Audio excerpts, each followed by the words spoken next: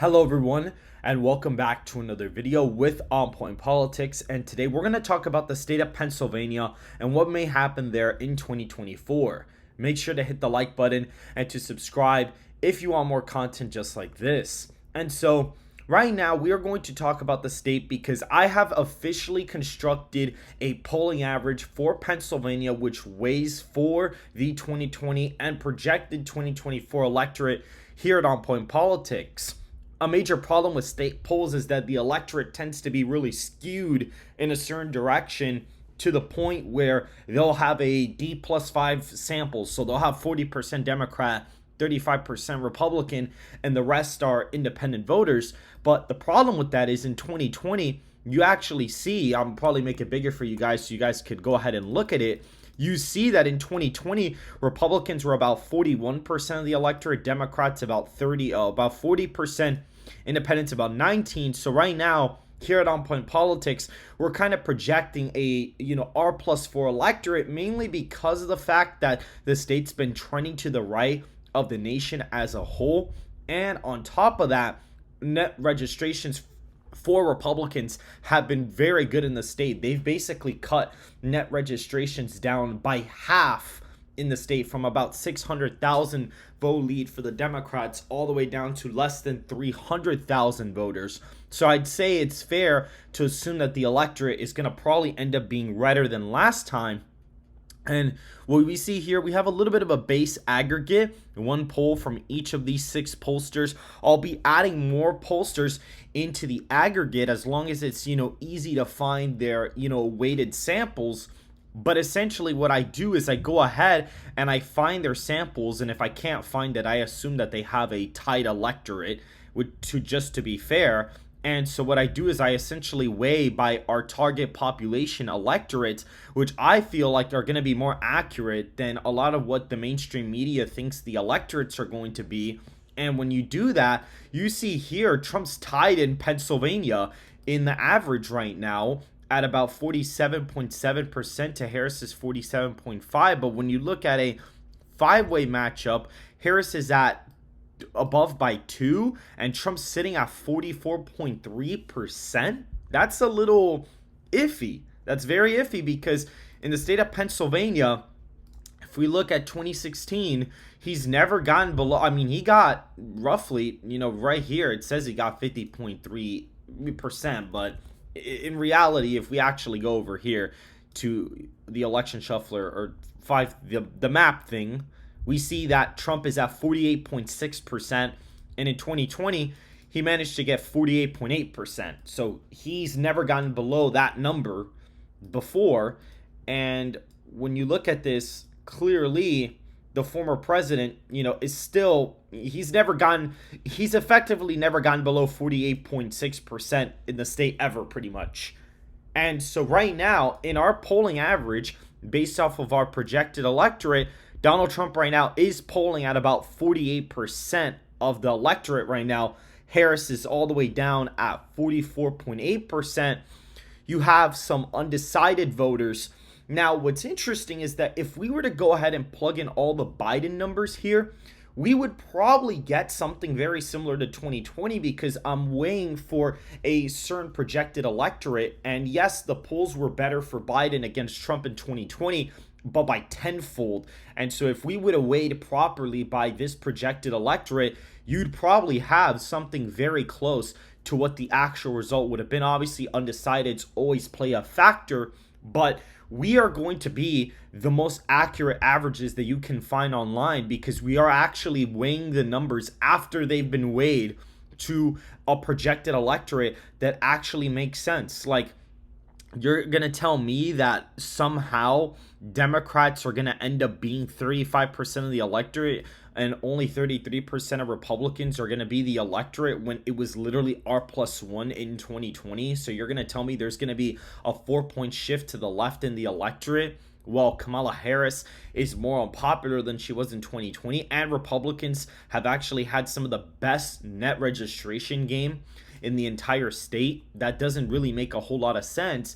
And yes, these undecideds can really decide the race, and Kennedy dropping out is definitely going to be very interesting. And we're going to leave him in the aggregate as the old numbers fall out, because we'll kind of be able to see over time where his numbers end up going as this goes on. We'll kind of be able to see where his numbers pretty much fall under. It'll be interesting to see how those numbers shake out. And clearly we still have the electorate, we still have each of these pollsters graded by their 2020 margin, their sample size, as well as the type of sample. So if they're a registered voter poll, they get less of a weight because they are less representative of a likely voter screen, which tends to be a little bit better in terms of projecting elections. And so right now, Trump is at about 48% in the state to Harris's 44.8%.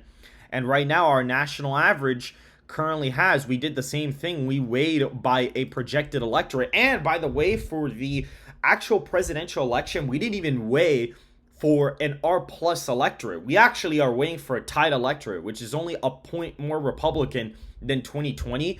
And the average goes all the way from Harris being up 1.5 to Trump actually being up by 4.2%. Kennedy's getting about 4.1% nationally or so. And this is very interesting. And I actually have a good feeling about this.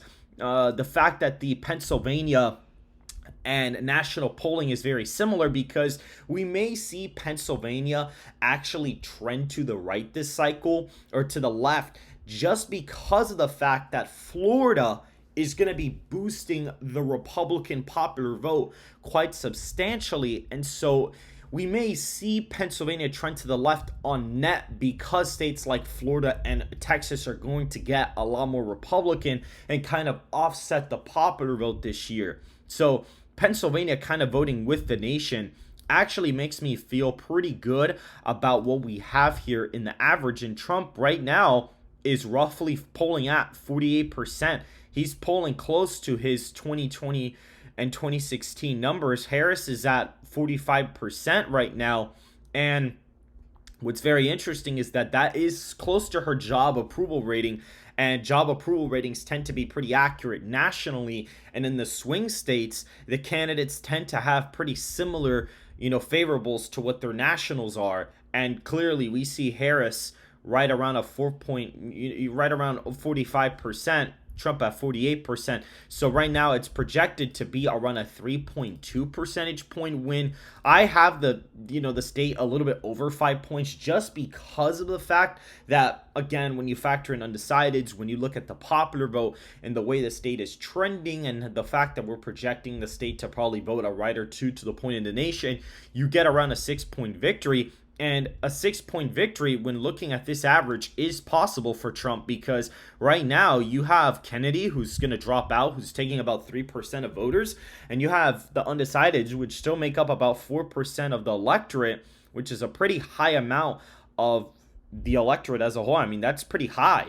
I mean, 4% of voters still undecided is pretty high. But even if Harris were to gain a decent amount of them, she would barely be ahead in Pennsylvania. So her chances of winning there are going to be very, very slim. And that means for the rest of these states, it's not looking great. Now, I did this average for Pennsylvania. I may do one for Florida, because I am curious to see what's going to happen. I do project about a R plus 13 electorate there. So it's going to be really interesting to see what I get out of the state of Florida when I actually weigh the numbers properly, and what the margin would actually be. It would kind of be interesting. I mean, I'm going to do averages for a bunch of states, even states like Ohio and Texas, probably even Colorado, because I want to be able to kind of get this brand out there and show, okay, I'm actually trying my best to, really account for certain polling biases that could happen. And guys, just to show you,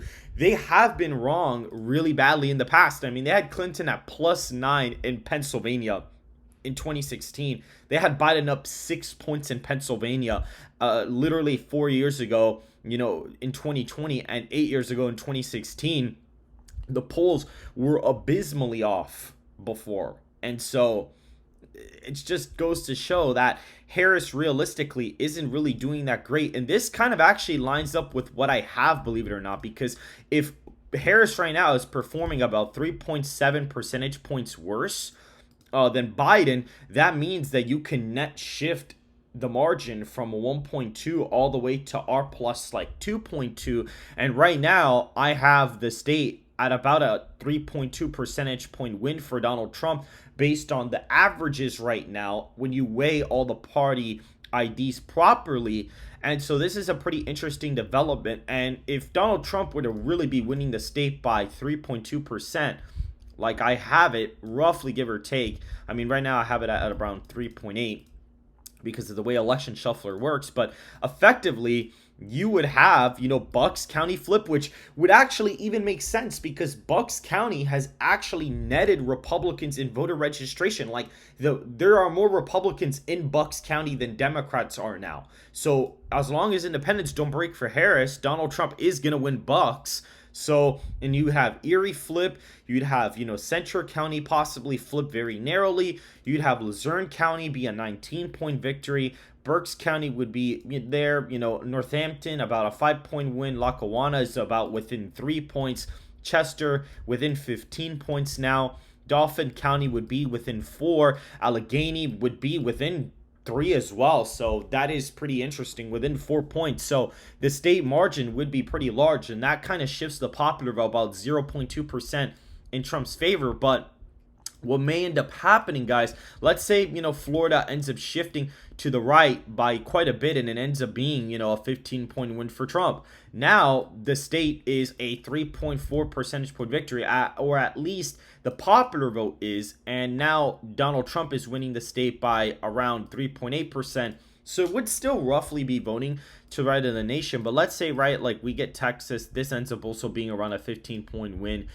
California, kind of ends up being around a 20-point victory for, Democrats. Let's say that's the case. And let's say New York kind of comes down to this plus 13 margin that I have it at. The popular vote's going to get a lot closer. So on net, it's going to seem like Pennsylvania right now is voting 4 points to the right of the nation. And that's not even including some of these other states. And so it clearly shows that Pennsylvania may trend to the left on net just because Texas, Florida, New York, and California may move to the right by so many points. And so if you guys did enjoy this analysis, make sure to hit the like button and subscribe to the channel. Go ahead and follow me on Twitter for daily updates on the polling. I am going to update the Pennsylvania average on Twitter right now. And guys, we are about to hit 32,000 subscribers on the channel already. So any support would be greatly appreciated. And I will see you guys in the next video.